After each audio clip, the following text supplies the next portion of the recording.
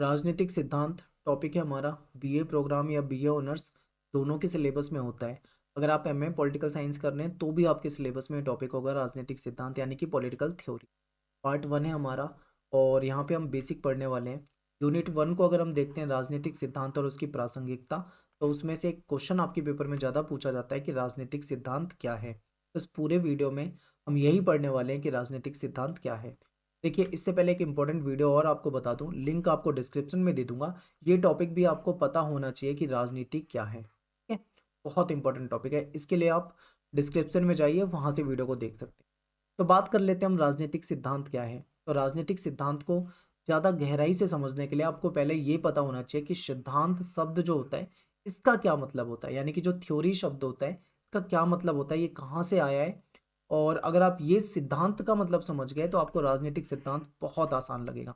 चलिए सिद्धांत को समझ लेते हैं। देखिए, सिद्धांत शब्द जो है इसकी उत्पत्ति यूनानी शब्द थ्योरियो से हुई है, ठीक है। सिद्धांत शब्द की उत्पत्ति कहाँ से हुई है? यूनानी शब्द है थ्योरियो, इससे हुई है। थ्योरियो का क्या मतलब होता है? इसका मतलब होता है मनन करना। मनन का मतलब होता है सोचना, ठीक है। यानी मनन की अवस्था यानी सोचने की अवस्था, या फिर आप इसको एक और नाम से जान सकते हो, चिंतन की स्थिति। जब किसी टॉपिक पे, किसी मुद्दे पर गहराई से चिंतन किया जा रहा हो, विचार किया जा रहा हो, उस पर सोचा जा रहा हो उसको, तो ऐसी स्थिति को हम क्या कहते हैं? थ्योरियो। यानी कि जब हम किसी फैक्ट को अच्छे तरीके से समझने के लिए उस तथ्य पर, उस फैक्ट पर मनन करते हैं, यानी उसको बहुत अच्छे से सोचते हैं, उस पर विचार करते हैं, तो उसको थ्योरियो या फिर सिद्धांत कहा जाता है। तो इतना आपको समझ में आ गया। देखिए, यहाँ से दो चीजें याद रखनी है। सिद्धांत शब्द की उत्पत्ति कहाँ से हुई है? यूनानी शब्द थ्योरियो से हुई है। इसका मतलब क्या होता है? चिंतन करना, मनन करना, सोचना। जब भी हम किसी तथ्य पर बहुत गहराई से विचार करते हैं, सोचते हैं, तो वो सिद्धांत कहलाता है, ठीक है। उसको सिद्धांत जब हम तो ऐसे में ये सिद्धांत आपको समझ में आ गया तो आपको ये भी समझ में आ जाएगा कि राजनीतिक सिद्धांत क्या है। जब हम किसी राजनीतिक मुद्दे पर बहुत ज्यादा चिंतन करते हैं, मनन करते हैं, सोचते हैं, तो वो राजनीतिक सिद्धांत के अंतर्गत आता है। इसके अंदर बहुत सारी चीजें आ जाएंगी, बहुत ज्यादा। तो चलिए इसको देखते हैं। कुछ परिभाषा समझने की कोशिश करेंगे ताकि टॉपिक और थोड़ा अच्छे से क्लियर होने लगे। राजनीतिक सिद्धांत की परिभाषा में एक विद्वान है जिनका नाम है सेबियन। इन्होंने अपने अ, अनुसार इसकी परिभाषा देने का प्रयास किया है। तो देखिए, व्यापक तौर पे और संकीर्ण दृष्टि से, दोनों नजरिए से देखते हैं। सेबियन कहते हैं कि व्यापक तौर पे जो राजनीतिक सिद्धांत है, इसका अर्थ है उन सभी बातों से है जो कि राजनीति से संबंधित है। यानी कि ये कहते हैं कि राजनीति से संबंधित जितनी भी बातें हैं वो सब राजनीतिक सिद्धांत के अंतर्गत आ जाती है, व्यापक तौर पे यानी बड़े लेवल पे। संकीर्ण दृष्टि से देखते हैं, छोटे लेवल पे देखते हैं। ये कहते हैं कि इसका अर्थ राजनीतिक समस्याओं की विधिवत जांच से है, ठीक है। तो ये इन्होंने इसका अर्थ बताने का प्रयास किया। एक और विद्वान है जिनका नाम है बलहम। बलहम क्या कहते हैं इसे समझिए। ये कहते हैं कि राजनीतिक सिद्धांत राजनीतिक विषय वस्तु की व्याख्या है।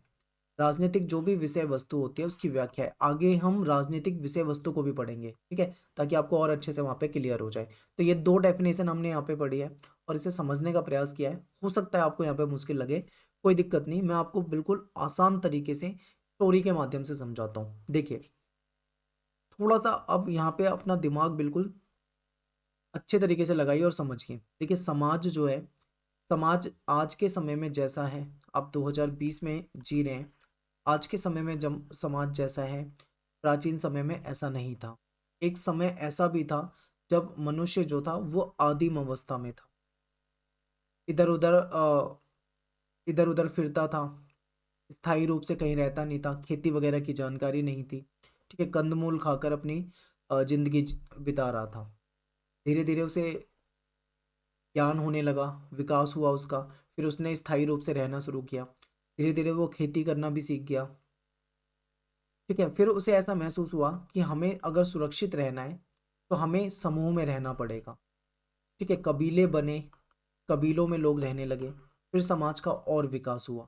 नदी घाटियों के आसपास कई सभ्यताएं आपने देखी होंगी बसने लगी, आपने पढ़ा होगा।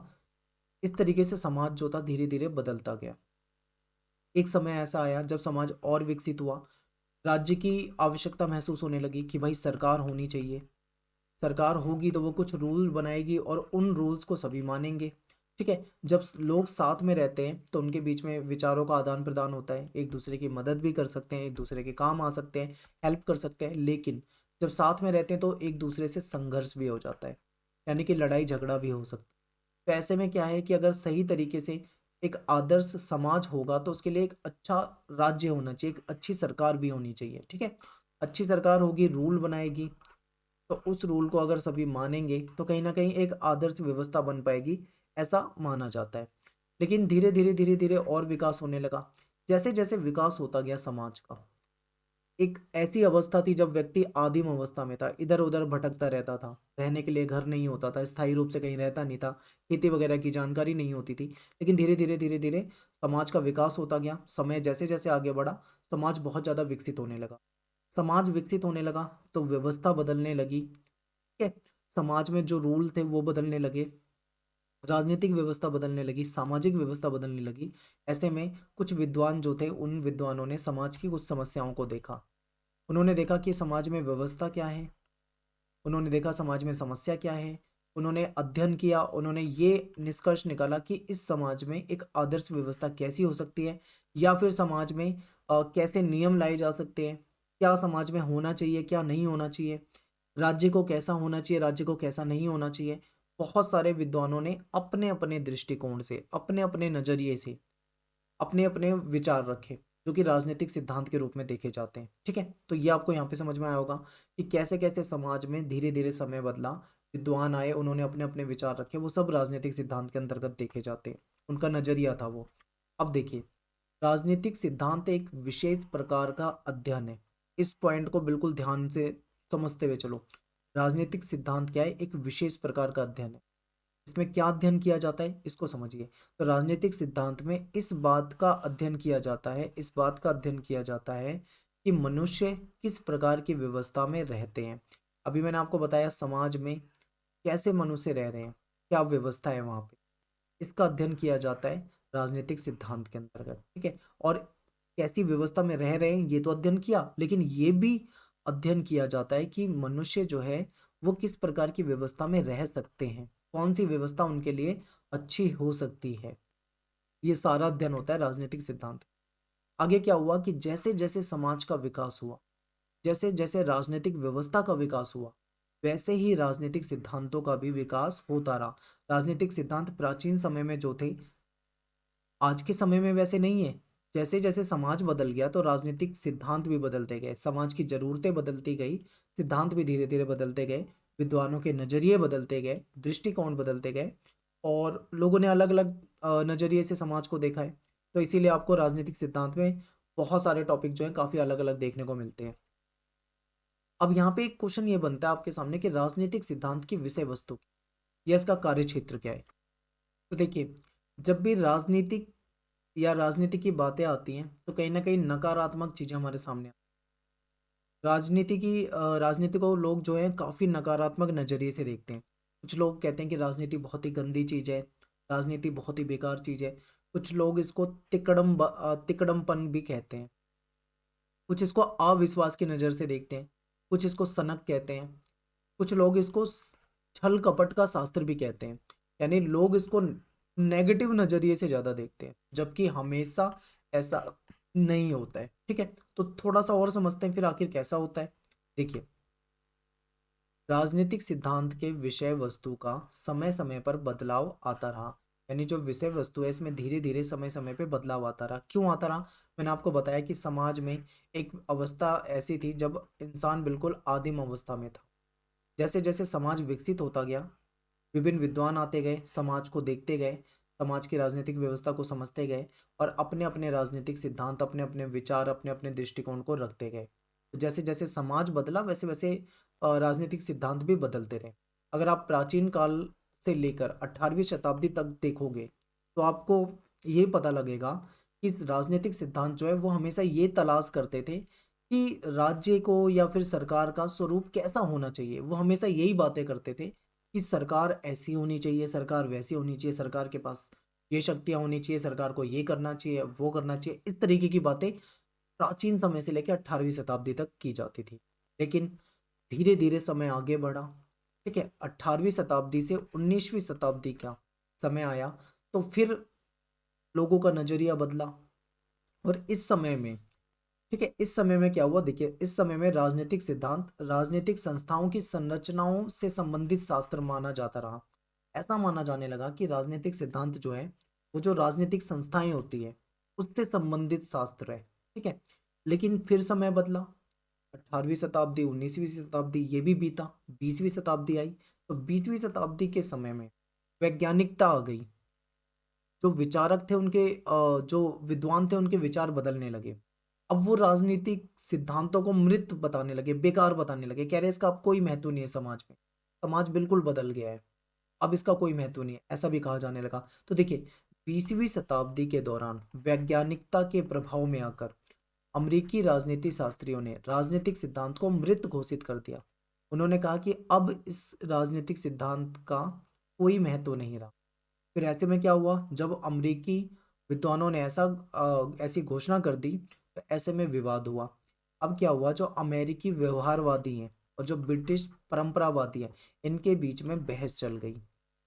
ठीक है, राजनीतिक सिद्धांतों को लेकर बहस चली, और अंत में जब बहस हुई तो लास्ट में ये निष्कर्ष निकाला गया कि राजनीतिक सिद्धांत जो है एक वैज्ञानिक अध्ययन तो है। ठीक है, वैज्ञानिक अध्ययन तो है, लेकिन इसके साथ साथ ये एक दर्शन भी है। समझिए क्या मतलब है। अब राजनीतिक सिद्धांत के तहत क्या देखा जाता है, समाज का अध्ययन किया जाता है, समाज की व्यवस्था का अध्ययन किया जाता है। तो वहां पे ये भी अध्ययन किया जा सकता है जाता है कि समाज में जो आज चल रही है समस्याएं, उस समस्याओं से कैसे निपटा जाए। ठीक है, वैज्ञानिक तरीके से कैसे इससे निपटा जा सकता है। तो ऐसे ही कहा जाता है कि राजनीतिक सिद्धांत एक वैज्ञानिक अध्ययन भी है और इसके साथ साथ एक दर्शन भी है, यानी एक फिलॉसफी भी है। तो आप यहाँ पे समझोगे कि जैसे जैसे समय बदला है, राजनीतिक सिद्धांत में बहुत ज़्यादा बदलाव आए। 18वीं शताब्दी तक अलग नज़रिए से देख रहे हैं विद्वान इसको, 19वीं 20वीं शताब्दी में अलग नज़रिए से देख रहे हैं, उसके बाद जो विद्वान है उसको अलग नज़रिए से देख रहे हैं, यानी बदलाव इसमें काफ़ी होता रहा है। ठीक है, अब यहाँ पे आपके सामने एक और पॉइंट आ जाएगा कि राजनीतिक सिद्धांत में देखो प्राचीन समय में क्या होता था। जो विद्वान थे, जैसे आप अरस्तु और प्लेटो के बारे में पढ़ते हो, प्राचीन यूनान के विद्वानों के बारे में जब आप पढ़ते हो तो आपको पता लगता है कि प्राचीन समय में ज़्यादा राजनीतिक सिद्धांत को ज़्यादा बड़ा क्षेत्र नहीं था। उस समय में केवल यही माना जाता था कि एक आदर्श समाज कैसा हो। ठीक है, आदर्श राज्य कैसा हो, यानी सरकार जो है, शासन जो है, वो सही शासन कैसा होना चाहिए। ये सही शासन ही समाज को बदल सकता है। तो वो केवल और केवल इसी बात को लेकर चलते थे कि आदर्श व्यवस्था कैसी होनी चाहिए। ज़्यादा उनको मतलब नहीं था किसी चीज़ से, आदर्श समाज और आदर्श व्यवस्था की ही बात करते थे। लेकिन प्राचीन समय से जब हम आगे बढ़ेंगे प्राचीन समय से, तब हमें पता लगेगा कि जैसे जैसे समाज बदलने लगा, विकसित होने लगा, तो विचारकों के विचार बदलने लगे, नए नए विचारक आने लगे, अलग अलग तरह की बातें करने लगे। अभी आपने देखा 18वीं शताब्दी में क्या माना जाता था, 19वीं 20वीं में क्या माना जाने लगा, यानी कि धीरे धीरे क्या हुआ, काफ़ी मतलब इस पे बहस चलती रही और राजनीतिक सिद्धांत में बदलाव होते गए।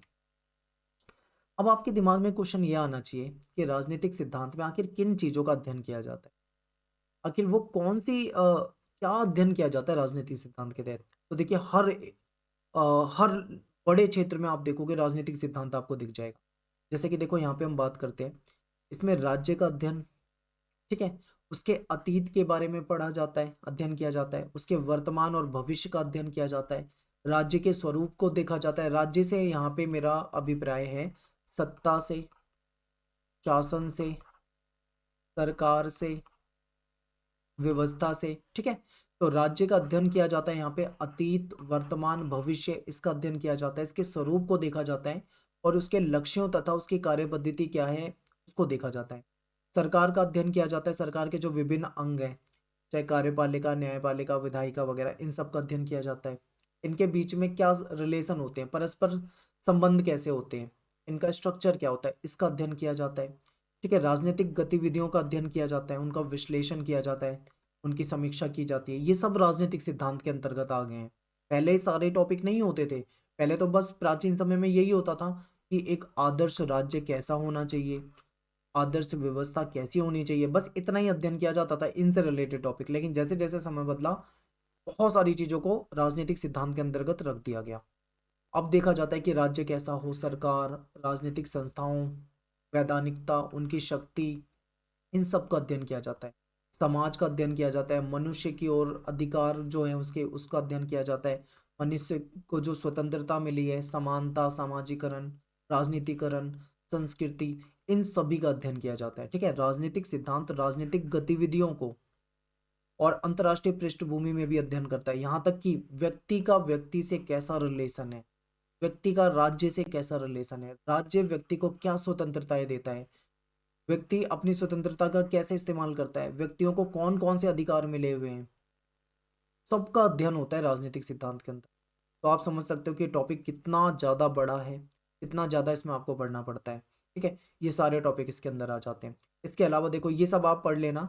आप हमारे टेलीग्राम ग्रुप को अभी ज्वाइन करना, मैं आपको बताऊंगा, वहाँ पे मैं आपको कुछ पीडीएफ डाल दूंगा, आप वहाँ से भी पढ़ सकते हैं। तो देखिए, यहाँ पे एक आप समझिए, एक विद्वान है जिनका नाम है ब्रेस्ट। तो ये जो ब्रेस्ट हैं विद्वान, इन्होंने राजनीतिक सिद्धांतों का अध्ययन किया और कुछ विचार दिए हैं। तो क्या कहते हैं ये समझिए, ये कहते हैं कि राजनीतिक सिद्धांत का आधार व्यक्ति ना होकर समूह है। यानी राजनीतिक सिद्धांत में व्यक्ति का अध्ययन नहीं किया जाता बल्कि समाज का किया जाता है। समाज यानी एक समूह का अध्ययन किया जाता है। ठीक है, क्योंकि राजनीति का संबंध समूह से है, इसलिए ये स्वाभाविक है कि ना केवल व्यक्ति बल्कि समूहों के हितों में टकराव भी हो सकता है। तो इस तरीके की बातें जो हैं ये सारा राजनीतिक सिद्धांत के अंदर आ जाता है। तो यहाँ पे आपको इतना समझ में आना चाहिए कि राजनीतिक सिद्धांत क्या है। देखिए, टेलीग्राम ग्रुप आप जरूर ज्वाइन करें हमारा, एकलव्य स्नातक 1। आप इस तरीके से सर्च कर सकते हैं, ये हमारे वहाँ पे आपको प्रोफाइल दिख जाएगी, आप उसे ज्वाइन कर लें। मैं वहाँ पे कुछ पीडीएफ डाल दूंगा बुक की, उस बुक में से आप पढ़ सकते हैं, जहाँ पे मैं आपको एसएल की बुक का भी पीडीएफ डाल दूंगा, और मेरे पास कुछ और अन्य यूनिवर्सिटी की पीडीएफ है वो भी डाल दूंगा, आप वहाँ से पढ़ सकते हैं। अब देखिए, थोड़ा सा रिवाइज कर लेते हैं कि राजनीतिक सिद्धांत क्या है। तो आप कह सकते हो कि राजनीतिक सिद्धांत के अंतर्गत विभिन्न विद्वानों ने समाज में चल रहे नियमों का, समाज की व्यवस्था का अध्ययन किया है। इसी को हम राजनीतिक सिद्धांत के रूप में देखते हैं। ठीक है, आप इतना कहोगे और इसके बाद ये पूरा टॉपिक जो आपको बताया आप वहाँ पे पढ़ सकते हैं। उम्मीद करता हूँ आपको समझ में आया होगा। आप मुझे कमेंट पे ज़रूर बताएं आपको वीडियो कैसा लगा, और आप कमेंट अच्छा करें, ज़रूर ज़्यादा से ज़्यादा कमेंट करें ताकि हम इसके आगे के पार्ट आपको लेकर देते हैं।